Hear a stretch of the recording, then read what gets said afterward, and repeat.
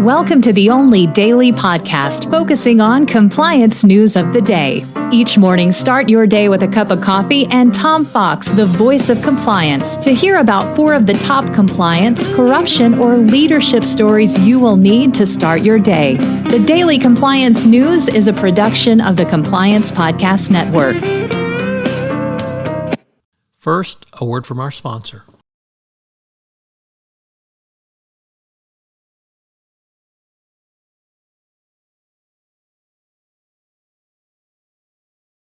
The Daily Compliance News for September 13, 2023, the Dirty Deeds Edition.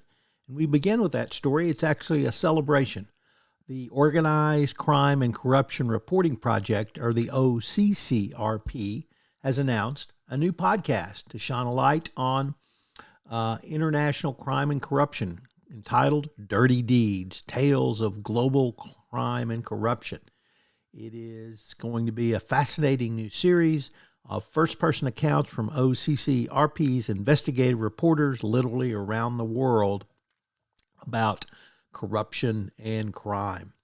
So we welcome them to the family of podcasts, particularly those around global crime and corruption. And check out the first episode. Of course, it's free. It dropped on September 12th. Available wherever you listen to great podcasts, Apple, Spotify, Google, etc.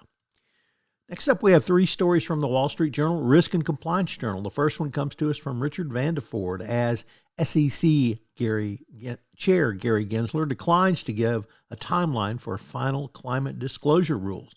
Gensler suggests some aspects of the proposed rules, particularly those known as Scope 3, could be changed. So the SEC is continuing to review reactions to its proposal and says we do not have a clock against such things before the Senate Banking Committee.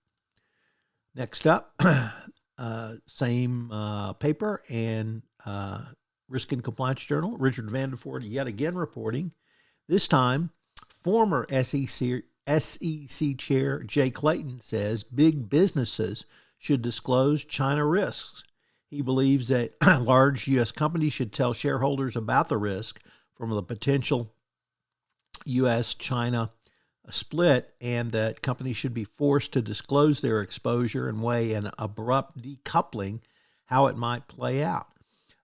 He said this at an event, and large companies with China footprints should be required to lay out for investors the extent of their exposure and the expected effects on operational and business of the disruptions by or coming from the conflicts or competition between U.S. and China. And our final story is also from the Risk and Compliance Journal. David Smagala reporting that the Department of Justice to surge resources of corporate crimes with national security implications, and U.S.